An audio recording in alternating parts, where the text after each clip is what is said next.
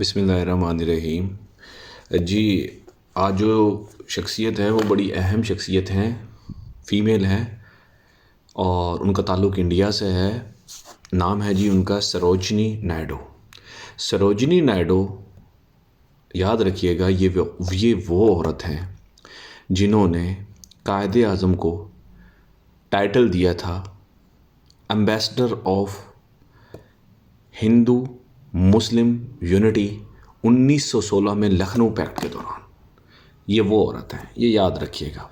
और पीपीएससी में ये सवाल आया हुआ है, 1000 दफ़ा पूछा गया है कि यानी कि ये टाइटल किसने दिया था कायदे आज़म को, तो ये सरोजनी नायडू ने दिया था। ये फ़ीमेल हैं, ये भी बात याद रखिएगा जी। हमें सबसे पहले इनकी बर्थ देखते हैं जी। बोर्न हुई हैं जी 1879 में, डाई हुई हैं जी, इनकी डेथ है जी 2 मार्च 1949 को।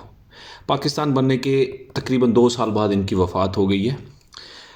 और उसके बाद अब देखिए जी, इनको नाइटिंगेल ऑफ इंडिया का भी टाइटल, यानी कि इनका निक नेम है, इनको मिला हुआ है। इनको जानी जाती थी ये नाइटिंगेल ऑफ इंडिया है। उसके बाद देखें, ये 44th प्रेसिडेंट रही हैं ऑफ इंडियन नेशनल कांग्रेस इन 1925। लेकिन इसमें जो अहम चीज़ है याद रखने वाली वो ये है कि ये फर्स्ट लेडी थी जो कि प्रेसिडेंट बनी थी किसकी, इंडियन नेशनल कांग्रेस की। पाकिस्तान और इंडिया की पार्टीशन के बाद ये फर्स्ट गवर्नर रही हैं यूपी की 1947 से 1949 तक। ये सीट इनकी जब वैकेंट हुई है, जब इनकी डेथ हो गई है 2 मार्च 1949 को, ये सीट वैकेंट हो गई है। अदरवाइज़ ये गवर्नर थी यूपी की जी। अगला इनका काम हम देखते हैं जी। इन्होंने क्या किया, इन्होंने वुमेन इंडियन एसोसिएशन की फाउंडिंग मेंबर थी हैं 1917। जो इंडिया में औरतों की तंजीम थी, जो औरतों के लिए काम कर रही थी, औरतों के हकूक़ के लिए लड़ रही थी, उनकी ये फाउंडिंग मेंबर हैं और उसकी बुनियाद रखी गई 1917 में। इन्होंने सेकंड राउंड टेबल कॉन्फ्रेंस में पार्टिसिपेट किया। ये बात याद रखिएगा कि कांग्रेस ने फर्स्ट राउंड टेबल कॉन्फ्रेंस में पार्टिसिपेट नहीं किया था। पार्टिसिपेट फिर उन्होंने सेकंड राउंड टेबल में पार्टिसिपेट किया था जब गांधी और अरविंद का पैक्ट हुआ है, लॉर्ड अरविंद का, तब इन्होंने सेकंड राउंड टेबल कॉन्फ्रेंस में पार्टिसिपेट किया है जी। इनको जो अवार्ड दिया गया है उस अवार्ड का नाम है कैसर हिंद मेडल। 1911 में ये अवार्ड इनको दिया गया है। लेकिन इन्होंने ये अवार्ड, ये देखिएगा ज़रा, इन्होंने ये अवार्ड रिटर्न कर दिया है। कब रिटर्न किया है? 1919 में। रीज़न क्या थी? जलियांवाला बाग, ब्रिटिश गवर्नमेंट को ये वापस कर दिया गया है क्योंकि जलियांवाला बाग का इंसिडेंट हुआ था 13 अप्रैल 1919 को। बड़े लोग मारे गए थे, ये आपको पता है। ये अलग से वीडियो आपको इसके ऊपर बनी हुई मिल जाएगी जलियांवाला बाग के ऊपर। लेकिन आपने सिर्फ ये याद रखना है कि इन्होंने अपना अवार्ड, जिसका नाम था कैसर हिंद मेडल, वो वापस कर दिया था 1919 में जी। इनके जो काम हैं, जो इन्होंने राइटिंग्स की हैं, ठीक है, वर्क्स थे, नोटेबल वर्क्स हैं, उसमें हैं जी 2 मेन बुक्स हैं इनकी, the golden threshold in the bazaars of Hyderabad. ये 2 बुक्स हैं। ये था जी सरोजनी नायडू। अच्छा जी, सरोजनी नायडू बड़ी एक्टिव पार्टिसिपेंट थी, बहुत एक्टिव पार्टिसिपेंट थी। जितनी भी फ्रीडम मूवमेंट्स चली हैं उनमें इन्होंने पार्टिसिपेट किया है। गांधी के साथ पार्टिसिपेट किया है इन्होंने। गांधी के साथ ये कब अटैच हुई है? गांधी के साथ ये अटैच हुई हैं तकरीबन 1920 के करीब, 1918 के राउंड अबाउट ये उनके साथ अटैच हो गई हैं, गांधी के साथ। अच्छा जी, गांधी के साथ जब ये अटैच हुई हैं तो उसमें ज़रा देखिएगा, इनके साथ इनकी एक कोलीग भी थी, उनका नाम था एनी बेसेंट। इस वीडियो में आपको मैं एक ये भी बता देता हूँ क्योंकि इस दौरानिए में 1919-20 इस दौरानिए में एक सिविल डिसओबीडियंस मूवमेंट स्टार्ट की थी गांधी ने, ठीक है। और उन्होंने क्या किया था, वो जो मूवमेंट स्टार्ट की थी उसको रूल्स फॉलो किए थे सत्याग्रह के। अब सत्याग्रह क्या चीज़ है, ये होनी तो अलग से वीडियो चाहिए थी, लेकिन मैं ये चाह रहा हूँ कि आपको सत्याग्रह का पता हो, ठीक है। सत्याग्रह को देख लीजिएगा आप पहले, इसके बारे में देख लें। ये एक टाइप है, यानी कि नॉन वायलेंस मूवमेंट की, ये एक सिविल डिसोबीडियंस मूवमेंट की एक टाइप होती है, ठीक है। और इसके बारे में एजुकेशन दी जाती है। और एजुकेशन देने के लिए ये जो प्रोपोनेंट है ना, इस वर्ड के जो प्रोपोनेंट हैं सत्याग्रह के, जिन्होंने इस वर्ड की बुनियाद रखी है, वो गांधी जी है जी। गांधी जी ने इस वर्ड की बुनियाद रखी, इस प्रोसीजर की, इस फॉर्म की बुनियाद रखी वायलेंस की। ठीक है, तो जी सत्याग्रह देख लेते हैं। सत्याग्रह क्या चीज़ है? सत्या का मतलब होता है जी ट्रुथ, सच्चाई। दो वर्ड अलग अलग से, दो लफ्ज़ों से मिलकर बना हुआ है। सत्या का मतलब है ट्रुथ, सच्चाई, और आग्रह का मतलब है जी होल्डिंग फर्मली, यानी कि मजबूती के साथ किसी भी चीज़ को पकड़ लेना, सच बोलना और किसी भी चीज़ को मजबूती के साथ पकड़ लेना, ये है जी सत्याग्रह। ये सत्याग्रह के आगे रूल देखें जी। अच्छा जी, इस एजुकेशन को प्रमोट करने के लिए गांधी ने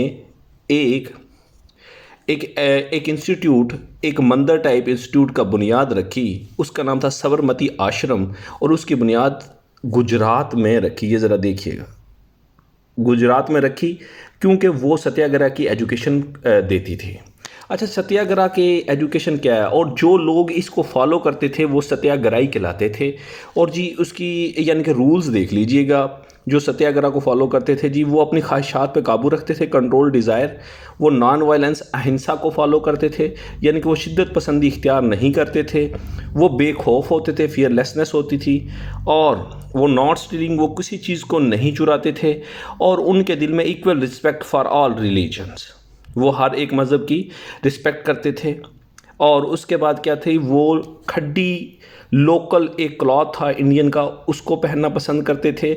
और सत्याग्रह में के प्रिंसिपल में ये भी शामिल था कि हमने जो इम्पोर्टेड गुड्स हैं उनको बाइकआउट करना है, लोकल प्रोडक्ट्स को हमने यूज़ करना है। ये गांधी के सत्याग्रह के प्रिंसिपल थे जो उन्होंने बनाए थे। और इसकी तालीम सारी हमें मिलती थी साबरमती आश्रम से। जितने भी लोग हैं जो उत्तर हासिल करना चाहते थे जी, ये हो गया जी, सत्याग्रह के बारे में हो गया जी। अब वापस आइए इसके ऊपर, एनी बेसेंट के ऊपर। एनी बेसेंट का सवाल पीपीएससी में बड़ी दफ़ा पूछा गया। होम रूल लीग की फाउंडर हैं जी।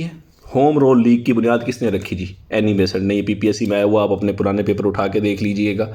ठीक है जी, president of home rule league 1916 में से उन्होंने इसकी बुनियाद रखी। लेकिन होम रूल लीग को मर्ज कर दिया गया था 1920 में इंडियन नेशनल कांग्रेस के साथ। सिर्फ इतना सा ही ये आता है, इतना सा ये आता है।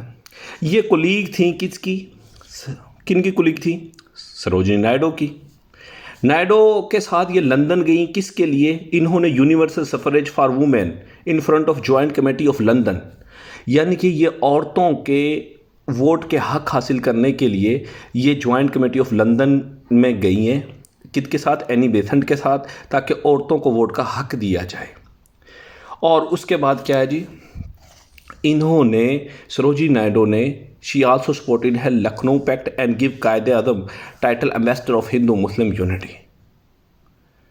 इन्होंने टाइटल दिया जी। इन्होंने, शी आल्सो पार्टिसिपेटेड गांधीज 1924, ठीक है, 1924 Naidu represented Indian national Congress at the east African national Congress में। इन्होंने गांधी के साथ पार्टिसिपेट किया सिविल डिसोबीडियंस मूवमेंट में। और इन्होंने 1924 में नायडू ने क्या किया जी, इंडियन नेशनल कांग्रेस जो ईस्ट अफ्रीका में थी, जिसमें साल्ट मार्च का इशू बना था, उधर भी इन्होंने रिप्रेजेंट किया किसको? इंडिया को। उसके बाद जी अपने सारी मूवमेंट्स की वजह से, सारी यानी कि मौजूदा गवर्नमेंट, ब्रिटिश की गवर्नमेंट थी, उनके अगेंस्ट जो इन्होंने फ्रीडम मूवमेंट्स चलाई, उनकी वजह से इनको जेल भी जाना पड़ा। 2 दफ़ा ये जेल गई हैं जी, 1932 में और 1942 में। 1942 में आपको शायद याद होगा, क्विट इंडिया मूवमेंट स्टार्ट की थी गांधी ने, कि इंडिया छोड़ दो तहरीक चलाई थी। तो लेकिन उसके जवाब में ये नारा बड़ा मशहूर हुआ था। कायदे-ए-आज़म ने कहा था तकसीम करो और छोड़ दो, लेकिन गांधी ने कहा था इंडिया छोड़ दो। क्विट इंडिया मूवमेंट 1942 में स्टार्ट की थी। तो इन 1942 में इनको फिर जेल जाना पड़ा था। और 21 मंथ के लिए ये सरोजिनी नायडू साहिबा जेल काट के आई हैं, अपने कंट्री के लिए, अपने लोगों के लिए जी। ये सत्याग्रह अलग से है, इसके बारे में ये आपको क्लियर हो गया सत्याग्रह क्या चीज़ है। सत्याग्रह के सारे प्रिंसिपल्स हो गए, ये अलग चीज़ है। उसके बाद एनी बेसेंट की कौन सी पार्टी थी? ये अलग से सवाल है। होम रूल लीग कब बुनियाद हुई और कब मर्ज हुई?